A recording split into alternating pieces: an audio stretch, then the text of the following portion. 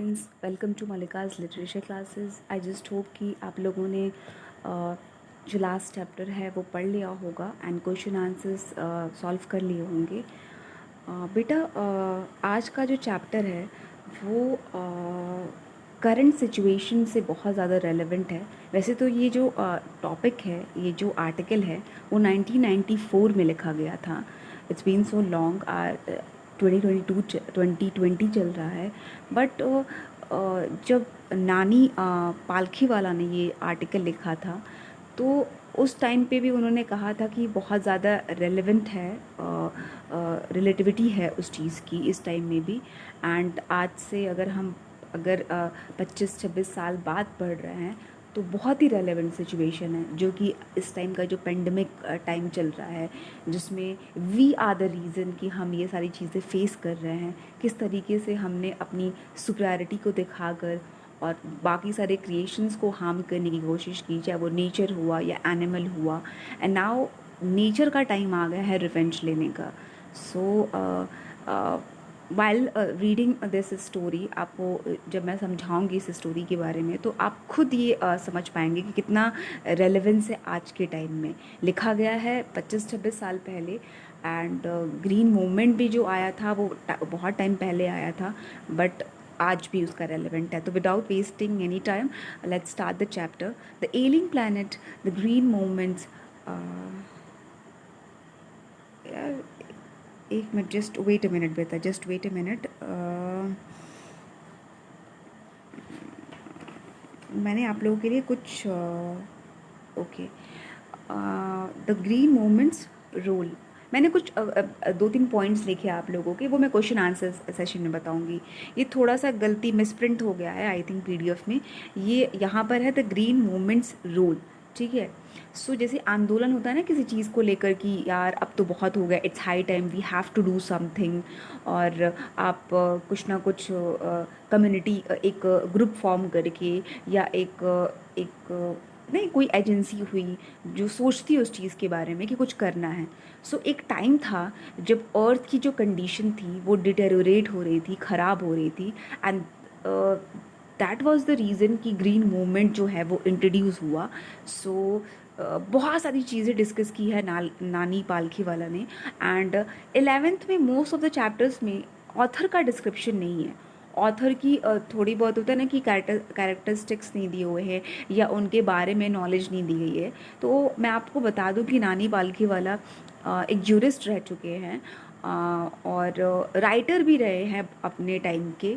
उन्होंने वो Indian constitution को बहुत सपोर्ट किया करते थे एंड इंटरप्रेट किया करते थे लोगों को कि कितना अच्छा हमारा कॉन्स्टिट्यूशन है। एंड इक्वालिटी की बात करता है, सपोर्ट की बात करता है।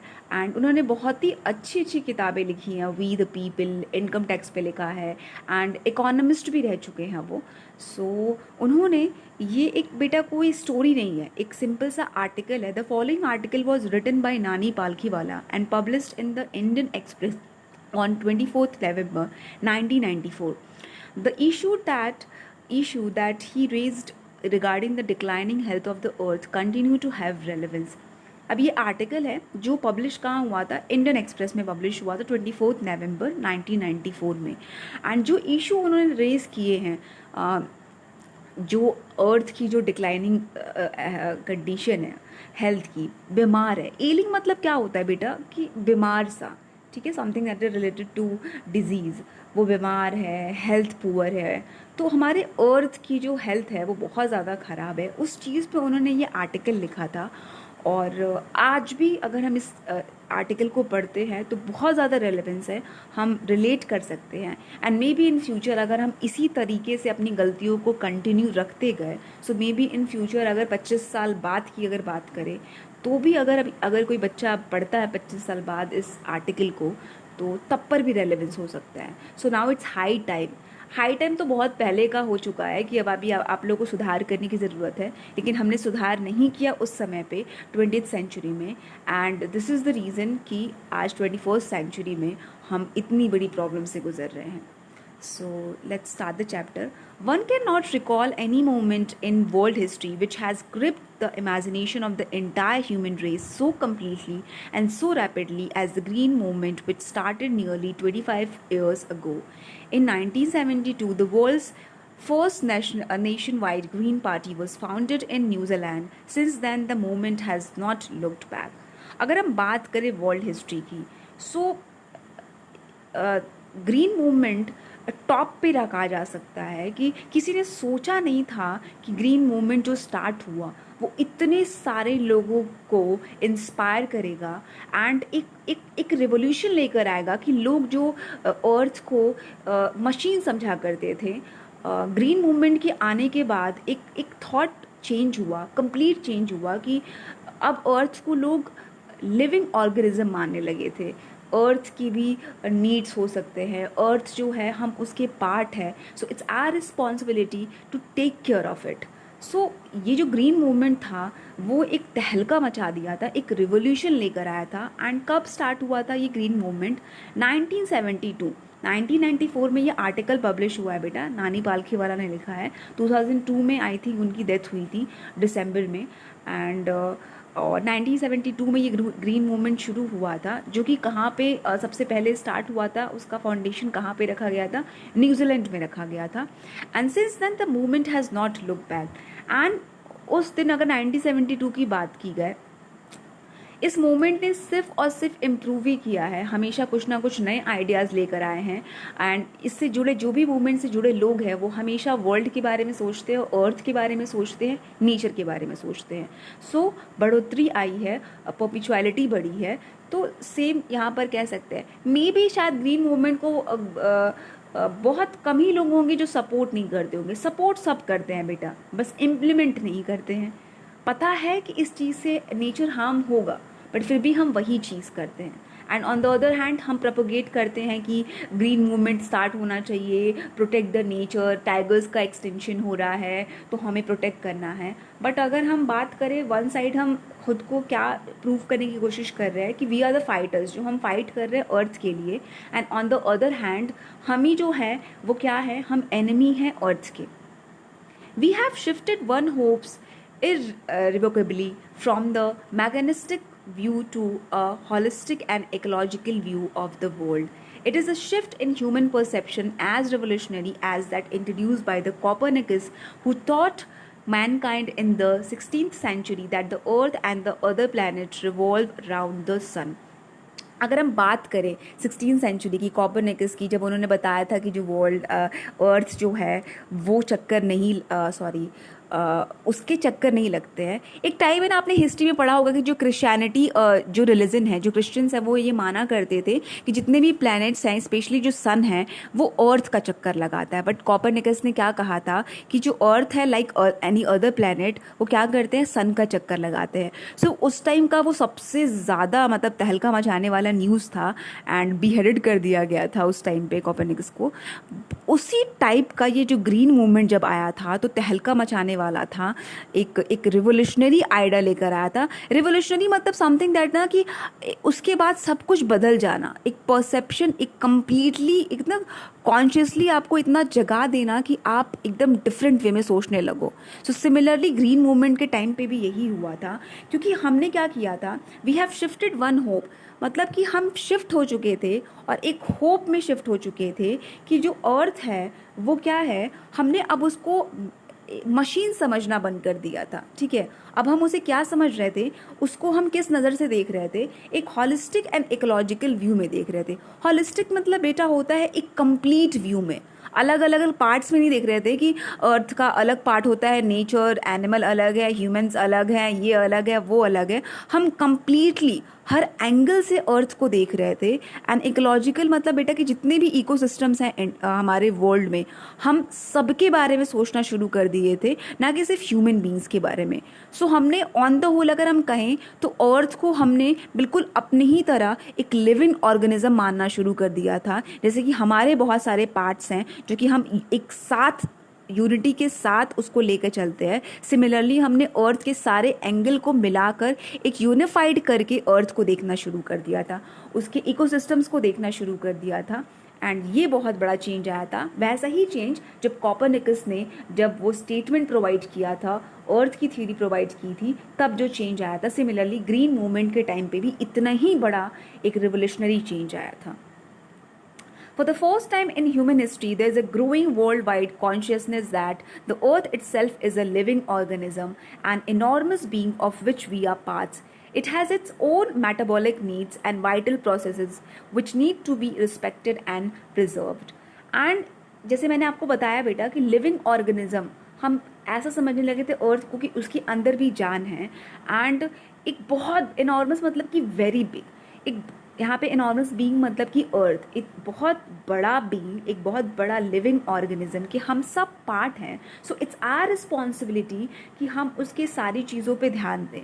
सो हमने क्या क्या चीज़ों पे ध्यान दिया, हमें क्या पता चला ग्रीन मूवमेंट्स के बाद, जब ये मूवमेंट शुरू हुआ, जब ये आंदोलन शुरू हुआ, कि अर्थ की भी मेटाबॉलिक नीड्स हैं। मेटाबॉलिक अगर हम बात करें सिंपल अगर लैंग्वेज में बेटा, तो जैसे कि हम खाना खाते हैं ना, सो दैट कि हम एक्टिव रहें, हम एनर्जी हमें मिले, हम जो भी दिनचर्या का काम करते, डेली जो भी काम करते हैं वो हम कर पाएँ।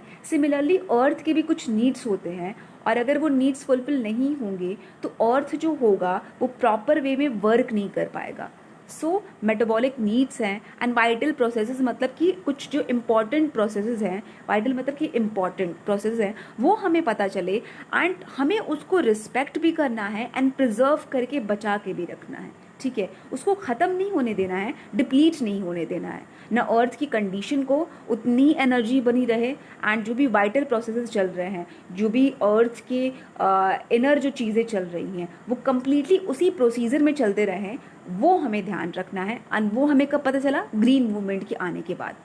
अगर आपको ग्रीन मूवमेंट के बारे में पढ़ना है बेटा तो यू जस्ट गूगल आउट, आपको सब सारी चीज़ें मिल जाएंगी अगर आपको क्यूरियोसिटी है उस चीज़ के बारे में जानने का। तो वैसे being a student of class 11th I think कि अब आप लोगों का टाइम आ गया है कि आप कम्प्लीटली स्टिक टू सिलेबस ना रहे, बल्कि एक्स्ट्रा नॉलेज गेन करें। जब भी कोई ऐसा टर्म आया जो आपको लगे कि यार इसके बारे में पढ़ना चाहिए, तो यू शुड बेटा, you must read about it. Because personally मुझे ऐसा लगता है कि दो वेज होते हैं ग्रो करने के, एंड वो होते हैं बाय ट्रैवलिंग और बाय रीडिंग। सो या तो आप ट्रैवल करके बहुत सारी चीज़ों को सीखते हो एंड ग्रो करते हो, एक्सपीरियंस गेन करते हो, एंड रीडिंग से भी आप बहुत ज़्यादा आपके परसेप्शंस में चेंज आता है। सो आप पढ़ा करो जो भी चीज़ें आपको मिले। The earth vital signs reveal a patient in a declining health. अर्थ के जब हम इम्पॉर्टेंट साइंस को देखते हैं, प्रोमिनेंट साइंस को देखते हैं, तो हमें पता चलता है कि जो अर्थ की कंडीशन है वो एकदम डिक्लाइन हो रही है, धीरे धीरे धीरे धीरे धीरे धीरे धीरे धीरे धीरे खराब हो रही है अर्थ की condition. We have begun to realise our ethical obligation to be good steward of the planet and responsible trustees of the legacy to the future generation.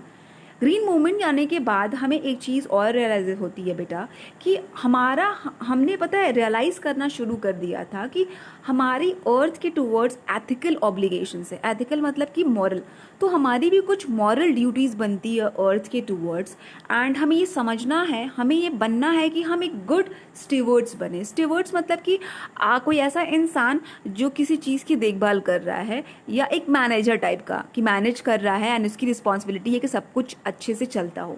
सो हमारा जो अर्थ है हम उसको मैनेज कर रहे हैं, हम मैनेजर हैं, हम लुक आफ्टर कर रहे हैं, उसका ध्यान रख रहे हैं, एंड हम क्या हैं, एक ट्रस्टी की तरह हैं जो हमारे फोरफादर्स ने हमें दिया है इस अर्थ को, एंड आने वाली जनरेशन के लिए हमें प्रोटेक्ट करके इस अर्थ को रखना है। ठीक है, ये जो लेगेसी है जो जनरेशन टू जनरेशन ट्रांसफ़र हो रही है, वो क्या करना है, हमें प्रिजर्व एंड प्रोटेक्ट करके रखना है, सो दैट कि हम आने वाले जनरेशन को अच्छे से अच्छा जो अर्थ है वो प्रोवाइड कर पाए। तो हमने क्या किया, हमने बिल्कुल ही अर्थ को और भी ज़्यादा डिटेरियोरेट कर दिया, और भी ज़्यादा वर्स कर दिया। अगर 1994 से हम 2020 की बात करें तो और भी ज़्यादा कंडीशन बुरी हो गई है अर्थ की, and this is the reason कि हमें इतनी सारी प्रॉब्लम्स फेस करनी पड़ रही है बाय नेचर, चाहे वो डिजीज़ हों, चाहे वो नेचुरल क्लैमिटी हो, चाहे वो हम वायरसेस की बात करें। सो ऐसा नहीं है कि नेचर जिम्मेदार है, हम जिम्मेदार हैं। The concept of sustainable development was popularized in 1987 by the World Commission on Environment and Development. In its report, it defined the idea as development that means the need of the present without compromising the ability of future generation to meet their needs. For example, without stripping the natural world of resources future generation would need. यहाँ पे बहुत बड़ी बात की गई है. Sustainable development मतलब बेटा क्या, कि आप जो नेचुरल रिसोर्सेज का यूज़ कर रहे हो वो तो आप यूज़ करो ही, बट इतना करो कि आने वाली जनरेशन के लिए भी वो रिसोर्सेज बच पाए, वो सस्टेन रह पाए. क्योंकि आने वाली जनरेशन किस तरीके से अपनी ज़िंदगी जी पाएगी, किस तरह से सस्टेन कर पाएगी अगर नेचुरल रिसोर्सेज उनके पास नहीं रहेंगे.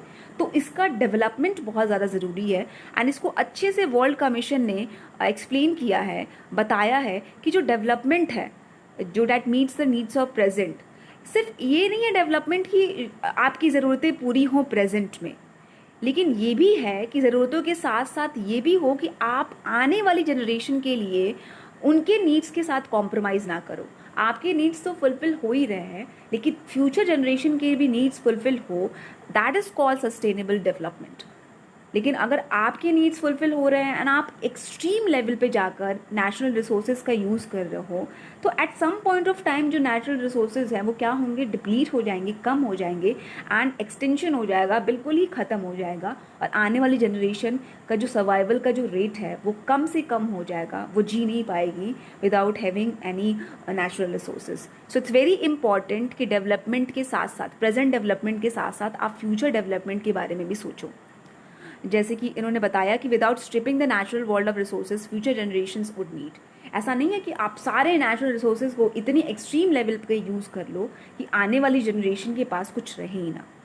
इन द जू एट लुसाका, मुझे ये अभी जो ये पैरा मैं पढ़ने वाली हूँ बेटा, ये मेरे बहुत मुझे बड़ा ये स्टेटमेंट सुटेबल लगता है ह्यूमन बींग्स के लिए. मैं भी ह्यूमन बींग्स में ही आती हूँ, बट बहुत सुटेबल है. एक जू है लुसाका में जो जाम्बिया में है, वहाँ पे एक केज है बेटा, एंड वहाँ पे लिखा हुआ है कि the world's most dangerous animal. तो आपको क्या लगेगा कि यार अब उस जो केज है, जो पिंजड़ा है, सबसे खतरनाक यार जानवर होगा, तो आप उसको देखने के लिए जाओगे ना कि भाई कौन है यार जो वर्ल्ड का मोस्ट डेंजरस एनिमल है. और जैसे ही आप inside the cage there is no animal, जैसे आप केज के अंदर जाते हो कोई एनिमल नहीं होता है, बस एक मिरर होता है जहाँ पे आप खुद को देखते हो, where you see yourself. Can you imagine कि कितनी ब्यूटिफुली ये मैसेज दिया गया है. और सरकाज़म है इसमें, क्योंकि आपको टॉन्ट भी किया है, हमें टॉन्ट भी किया गया है कि वी आर रिस्पॉन्सिबल, कि हेल्थ की जो कंडीशन बुरी हुई है 3 क्रिएशंस में डिवाइडेड है ना बेटा, गॉड ने किया है. सबसे पहले नेचर आया, देन एनिमल्स आए, and than us human being. But हमने क्या किया, खुद को इतना ज़्यादा सुपीरियर मान लिया कि हम डोमिनेंट हो गए 2 अदर क्रिएशंस पे, जो कि गॉड ने ये वर्ल्ड बनाया था कि हम पार्टनरशिप के साथ रहें, हम एक साथ मिलके यूनिटी के साथ रहें, चाहे वो नेचर हो, चाहे वो एनिमल्स हो या ह्यूमन बीइंग हो. बट हमने क्या किया, हम इतना खुद को सुपीरियर मान लिए कि हमने दोनों ही क्रिएशंस को क्या किया, डोमिनेट करने लगे, हम एक्सप्लॉइट करने लगे.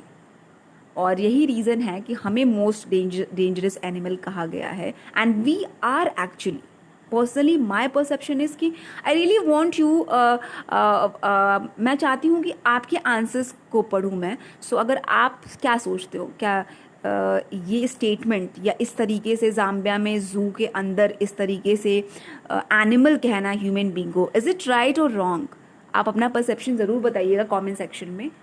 और thanks to the efforts of the number of agencies in different countries, Nani Palkhivala क्या बोलते हैं कि ऐसे बहुत सारे एजेंसीज़ है जो अर्थ के कंडीशंस को इम्प्रूव करने के लिए बहुत सारे मूवमेंट्स चला रहा है. एंड हमें थैंकफुल होना चाहिए. एंड डिफरेंट कंट्रीज़ में हैं जो हमें अवेयर कर रहे हैं, जो हमें जागरूक कर रहे हैं कि हम जो हैं वो वर्ल्ड के मोस्ट डेंजरस एनिमल हैं. He has realise the wisdom of shifting from a system based on domination to one based on partnership. But after जो इंट्रोड्यूस हुआ है ग्रीन मूवमेंट, उसके बाद हमें एक रियलाइजेशन हुआ है. डॉन्ट मतलब बेटा कि फर्स्ट रियलाइजेशन हुआ है, जो बिगनिंग हुई है हमारे एहसासात की, हम एहसास करने लगे हैं कि यार अब डोमिनेंस से काम नहीं चलेगा, अब हमें पार्टनरशिप में ही रहना होगा, तभी हम सर्वाइव कर पाएंगे। अदरवाइज अगर हम एक्सप्लॉइट पे एक्सप्लॉइट करे जा रहे हैं नेचर एंड एनिमल्स को, तो at some point of time जो अर्थ है उसकी कंडीशन और ज़्यादा ख़राब हो जाएगी, एंड फिर अर्थ पे जो सर्वाइवल जो है वो नेक्स्ट टू इम्पॉसिबल हो जाएगा। Scientists have catalogued about 1.4 million living species with which mankind shares the earth. अब साइंटिस्ट ने क्या किया, कैटलॉग मतलब बेटा की लिस्ट बनाई है, to make a list about something, किसी भी चीज़ के लिस्ट बनाने को हम कैटलॉग कहते हैं। तो एक कैटलॉग बनाया है बाकी जितने भी स्पीसीज एग्जिस्ट करते हैं एक्सेप्ट ह्यूमन बींग, 1.4 जो डेटा है वो 1.4 मिलियन शो करता है, जिसके साथ हम मैनकाइंड ह्यूमन बींग अर्थ को शेयर करते हैं। Estimates very widely as regards the still uncatalogued living species. Biologist reckon that about 3 to 100 million other living species still languish and unnamed in a ignominious darkness. एक और चीज़ है बेटा कि कुछ तो कैटलॉग है जो लिस्टेड है, वो आपके पास डेटा पड़ा हुआ है 1.4, बट अगर हम एस्टिमेट्स, अगर हम और भी देखें, एक्चुअल रियलिटी देखें, तो ऐसे बहुत सारे अनकैटलॉग लिविंग स्पीसीज़ है जो लिस्ट नहीं कर पाए हैं लोग, क्योंकि हमें आइडिया नहीं है कि कौन कौन से स्पीसीज़ हैं। वो भी बहुत सारे भरे पड़े हैं इस वर्ल्ड में, जो कि बायोलॉजिस्ट ये एक्सेप्ट करते हैं कि 1.4 हमें लिस्ट पता है, लेकिन जो अनलिस्टेड है उनकी कैटेगरी क्या है, उनका डेटा क्या है, 3 to 100 मिलियंस लिविंग स्पीसीज अभी भी एग्जिस्ट करती है बेटा, जिसके बारे में हमें नॉलेज नहीं है। And language unnamed in ignominious darkness. Ignominious darkness मतलब कि बेटा गुमनामी वाली हालत में आप एग्जिस्टेंस है, लेकिन हमें बिल्कुल भी उनकी आइडेंटिटी से फ़र्क नहीं पड़ता। सो ये कंडीशन है कि बिल्कुल ही वो लुप्त से हो गए हैं, वो एग्जिस्ट करते हैं बट हमें ऐसा नहीं पता है कि बिल्कुल अननोन है हमसे। सो आप देख रहे हो कि डेटा में कितना फ़र्क है। लिस्टेड जो है 1.4 मिलियन है, एंड जो अनलिस्टेड है उनकी कैटेगरी क्या है, 3 to 100 मिलियंस कैटेगरी है उनकी। One of the early international commission which dealt inter Alia with the question of ecology and environment was the Branded Commission, which had a distinguished Indian as one of its member. अभी अगर हम international commission की बात करें, यहाँ पे inter Alia use हुआ है बेटा। इंटर आलिया मतलब होता है कि बहुत सारी चीज़ों में अगर हम एक चीज़ की बात करते हैं स्पेसिफिकली, मतलब कोई बहुत बड़ा एक चीज़ है, उससे एक निकाल कर, एक पार्ट को निकाल के हम स्पेसिफिकली उस चीज़ के बारे में बात कर रहे हैं, तो उसको कहते हैं हम इंटर आलिया। सो हम एक ब्रांडेड कमीशन की बात कर रहे हैं जो क्वेश्चन रेज करता है इकोलॉजी और एनवायरनमेंट पे। उसमें जो कमीशन है, जो मीटिंग है, जो एजेंसी है, उसमें एक इंडियन भी इंक्लूडेड है जिनका नाम है मिस्टर LK झा। और जो फर्स्ट ब्रांडेड रिपोर्ट आई थी जिसकी हम बात कर रहे हैं, बहुत बड़े से पार्ट से निकाल के, एक छोटा सा पार्ट निकाल के हम ब्रांडेड कमीशन की बात कर रहे हैं, वो क्या बताता है, क्या डिक्लेयर करता है, are we to leave our successor a cross planet of advancing deserts, impoverished landscapes and ailing environment. अब यहाँ पे फर्स्ट रिपोर्ट में एक क्वेश्चन रेज होता है जो कि that is related to economic and ecology. वो क्या है कि क्या हम अपने आने वाले जनरेशन के लिए एक ऐसा प्लैनेट छोड़ रहे हैं। क्रॉस मतलब कि बर्निंग, एंड बर्निंग मतलब क्या सिंबलाइज करता है बेटा कि कंप्लीटली डिस्ट्रक्शन।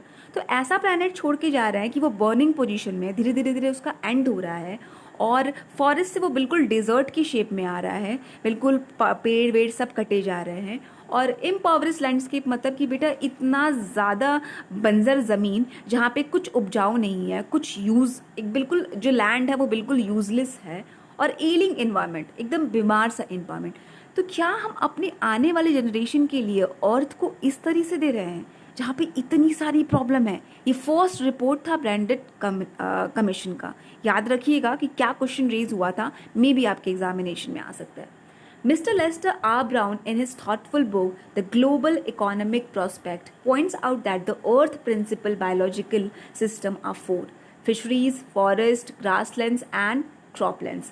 अब मिस्टर लेस्टर है R. Brown, वो राइटर रह चुके हैं। उन्होंने अपनी बुक में जो कि नाम क्या है, द ग्लोबल इकोनॉमिक प्रोस्पेक्ट में उन्होंने ये मेंशन किया है कि जो बायोलॉजिकल सिस्टम है, जिस सिस्टम के बेसिस पे पूरी इकोनॉमी चलती है हमारी, वो चार है, चार प्रिंसिपल्स में डिवाइडेड है। याद रखिएगा बेटा, the first one is fisheries, the second one is forest, the third one is grassland and the fourth one is croplands. Fisheries जो भी मछली वाली जो है जो इकोनॉमी चलती है मछली से, जो कि हमारे इंडिया में सबसे ज़्यादा जो प्रेफर किया जाता है फूड, वो सबसे ज़्यादा कौन सा फूड प्रेफर किया जाता है जिसमें सबसे ज़्यादा प्रोटीन हो, ठीक है। इसलिए फिशरीज जो है, फिश की जो मार्केटिंग है वो एक्सट्रीम लेवल पे हो रही है। फॉरेस्ट है, ठीक है, ग्रासलैंड्स है जहाँ पर उपजाऊ ज़मीन या जो भी है, एंड क्रॉपलैंड्स है, ठीक है। तो ये चार जो चीज़ें हैं उसके प्रिंसिपल्स जो हैं, इसी के बेसिस से पूरी इकोनॉमी हमारी चलती है, बायोलॉजिकल इकोनॉमी चलती है, and they form the foundation of global economic system. And यही चारों मिलके इकोनॉमिक सिस्टम को बनाते हैं। In addition to supplying our food, these four systems provide virtually all the raw materials for industry except minerals and petroleum derived synthetics. Synthetics मतलब ये तो होता है कि something which is artificial, ठीक है। सो अगर हम बात करें इन चार प्रिंसिपल्स की, इकोनॉमिक वाले बायोलॉजिकल सिस्टम की चार प्रिंसिपल्स की, इन्हीं चारों प्रिंसिपल्स पे जो है वो जिससे रॉ मटेरियल निकलता है एंड इंडस्ट्री में यूज़ होता है, एंड इंडस्ट्री फिर प्रोडक्शन करती है, मैन्युफैक्चर करती है, प्रोड्यूस करती है, एंड वही चीज़ सोसाइटी में वर्ल्ड में लेकर आती है। बस अगर हम एक्सेप्ट बात करें जो मिनरल्स एंड पेट्रोलियम, अगर हम क्षेत्र को छोड़ दें तो बाकी जितनी भी जगह, जितनी भी इंडस्ट्री है, वो कहाँ से रॉ मटेरियल को डिराइव करती है, कहाँ से एक्सट्रैक्ट करती है, इन्हीं चारों से। इसी की बेसिस पे पूरा वर्ल्ड चलता है। In large areas of the world, human claims on these systems are reaching an unsustainable level, a point where the productivity is being impaired. अब अगर हम बात करें पूरे वर्ल्ड लेवल की, तो ज़्यादातर परसेंटाइल जो परसेंटेज है लोगों का ये मानता है कि ये जो चारों प्रिंसिपल है, जो ये बायोलॉजिकल सिस्टम है जिसके बेसिस पे पूरा वर्ल्ड की इकोनॉमी चल रही है, वो इस कंडीशन में आ गई है कि अब आगे सस्टेन कर पाना बहुत ही मुश्किल है, क्योंकि हमने क्या किया है, एक्सट्रीम लेवल पे उसका यूज़ करना शुरू कर दिया है, एंड जिसकी वजह से आने वाले समय में जो प्रोडक्टिविटी होगी वो और वीकेंड हो जाएगी। इम्पेयर्ड मतलब बेटा कि वीकेंड हो जाना, ठीक है ना, कमज़ोर पड़ जाना।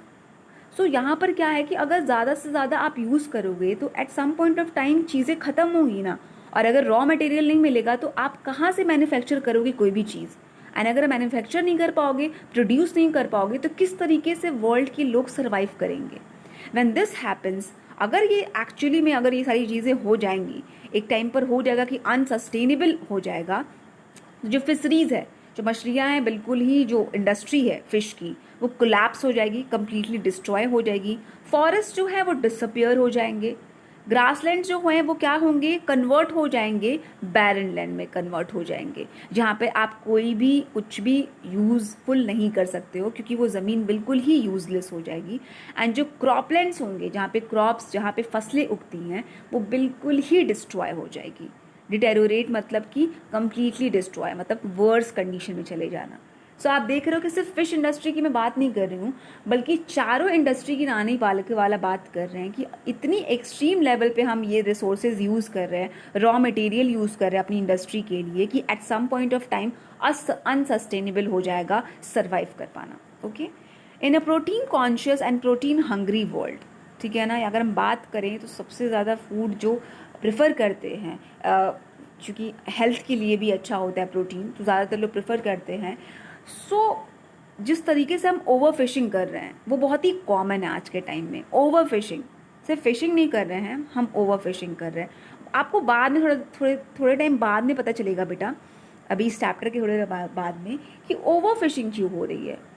रीज़न ये है कि पॉपुलेशन जो है वो स्टॉप नहीं हो रहा है, ज़्यादा से ज़्यादा जो है पॉपुलेशन इंक्रीज़ हो रही है हमारे वर्ल्ड की, एंड उसका भी रेट नानी पालकी वाला ने बताया है, जो कि कहीं ना कहीं पॉपुलेशन की वजह से भी इफ़ेक्ट कर रहा है अर्थ हमारा, क्योंकि हम जो जितनी पॉपुलेशन होगी उतना हम नेचुरल रिसोर्सेज को प्रोड्यूस करेंगे, मैन्युफैक्चर करेंगे, एंड जितना हम यूज़ करेंगे उतना क्या होगा, उतनी वो चीज़ें कम होती जाएंगी, एंड जितनी कम होती जाएगी आने वाली जनरेशन के पास कुछ भी नहीं बचेगा।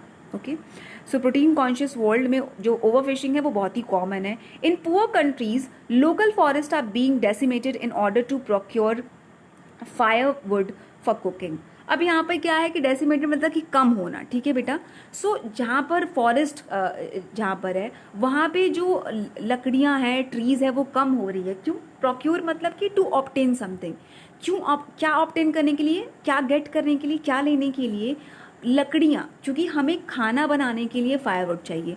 सब अमीर नहीं होते हैं ना बेटा, सबके पास गैस सिलेंडर की बंदोबस्त नहीं होती है ना, तो लोग क्या करते हैं, बहुत जगहों पे लकड़ी पे आज भी खाना बनता है, जो गरीब फैमिली है जो अफोर्ड नहीं कर पा रही है। इससे क्या होता है, जो फॉरेस्ट है वो डिप्लीट की कंडीशन में है, धीरे धीरे धीरे धीरे कम हो रहे हैं, क्योंकि जितने पेड़ कट रहे हैं और पेड़ कट के जो लकड़ियाँ हैं वो खाने बनाने में इस्तेमाल हो रही है। तो आप देख रहे हो, एक तो फिशिंग, ओवर फिशिंग हो रही है, वहाँ पे डिप्लीशन हो रहा है, वहाँ पे कम हो रहे हैं रिसोर्सेज।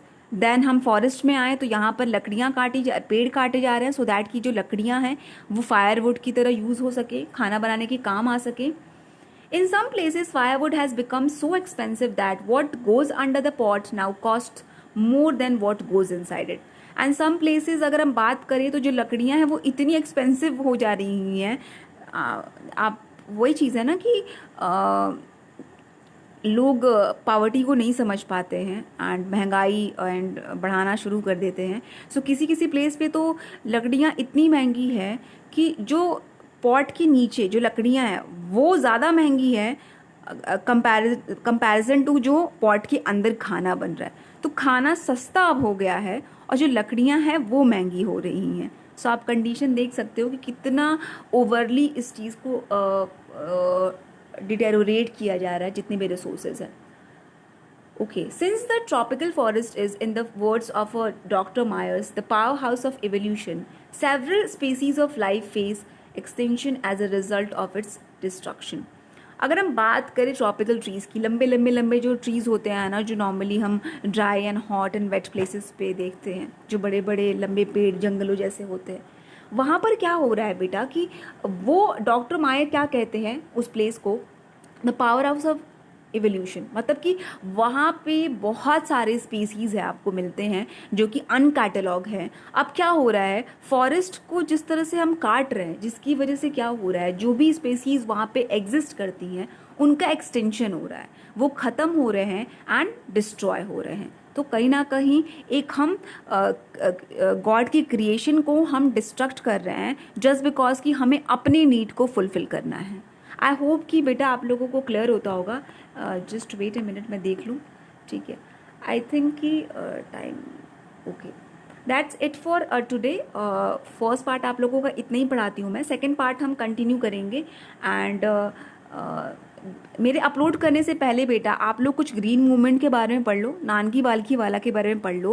एंड बहुत ही रेलेवेंट है आज के टाइम से, किस तरीके से हम अपने अर्थ को ही डिस्ट्रॉय करने पर लगे हुए हैं एंड हम फ्यूचर जनरेशन के लिए कुछ नहीं रख रहे हैं। And may be in future अगर आप बहुत सारे बच्चे अगर मेरे चैनल से जुड़ते हैं, सो मे बी इन फ्यूचर हम इस टॉपिक को अलग से डिस्कस कर सकते हैं कि एलिंग प्लैनेट को डिस्कस कर सकते हैं। यहाँ पे एलिंग प्लैनेट मतलब कि अर्थ है, एंड उन तमाम मोमेंट्स को डिस्कस कर सकते हैं जो इंट्रोड्यूस कराए हैं वर्ल्ड ने, सो दैट कि हम अपनी रिस्पॉन्सिबिलिटी समझ पाएँ अर्थ के टूवर्ड्स। एंड बहुत सारी चीज़ें डिस्कस कर सकते हैं। और just that's it for today. Before ending this video, जैसे कि मैं हमेशा बोलती हूँ, just take care of yourself and try to be more human every day वाली जो कंडीशन है बेटा, कि आई थिंक जस्ट राइट से पहले अक्सर हम ह्यूमन बीइंग अपने राइट्स का डिस्कशन करते हैं ना कि भाई ये तो हमारा हक है। सो राइट से पहले acknowledge your duties, what's your responsibilities towards your country, towards your other citizens of your country, towards your earth, towards your planet, या towards your surrounding। मतलब कि आपकी क्या रिस्पॉन्सिबिलिटी बनती है टुवर्ड्स एवरीवन।